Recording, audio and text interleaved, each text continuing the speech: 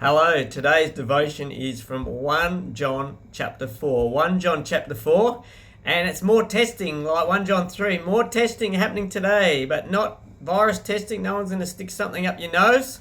This is just more testing about genuineness of faith. Two topics here. Number one, very helpful, false ideas that fly around. And number two is John's favourite topic, more on love and testing ourselves and others on that. So firstly, false ideas. The chapter starts off with John basically saying, don't believe everything you hear. Different things are said and there's a spirit behind it. One's false, one's true. How do we tell the difference? That's the question. And John says, well, how we tell the difference is we say, people who say Jesus has come in the flesh, that's the key thing. Now, this was a specific local issue for them, that there were people going around saying, no, Jesus didn't really come in the flesh. It looked like he was, but he was just this spirit floating around, because they felt like Jesus coming in the flesh tarnished God because of the humanity, and they didn't like that. But it still has relevance today, because still today ideas come away from Jesus coming in the flesh, coming as a real person, coming to live, be an example, to die, as though we need something more and need something different from that. In fact, just the focus away from Jesus completely straight away, you know it's not good. This section ends in verse 6 with John saying, this is how we recognize the spirit of truth and the spirit of falsehood. Falsehood goes away from Jesus and the real flesh reality of Jesus. Right, now there's love.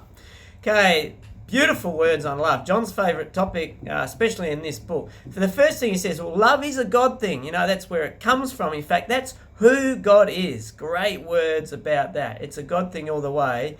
And this God thing is embodied with Jesus coming. A repeat from before, Jesus being sent into the world to die for sin. That's the embodiment of God's love for us.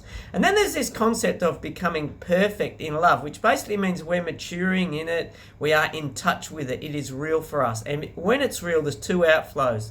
Number one is if I'm in touch with God's love for others just flows out of me. I can't help it. I have this love for others flowing out of me. Number two is, if I'm in touch with God's love, then fear flows out. In fact, it says driven out or expelled.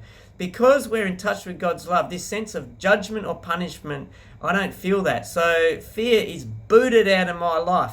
How good is that? Fear in terms of how I feel, fear in terms of how I relate to others, how I get on with life, is gone. Good stuff. And then he just finishes again with this whole idea. If you say you're a loving person, you say you're with God, but you hate someone, you're a liar, because it's about falsehood here. That's where he started. And he's saying, you know, you're a liar if you say you love, but you still hate. You think you're better than others. You put yourself above others. But in the middle of all this, there's great words in love. So enjoy it. Enjoy it. Love is a fantastic thing, and it's good to walk in truth. Have a great day.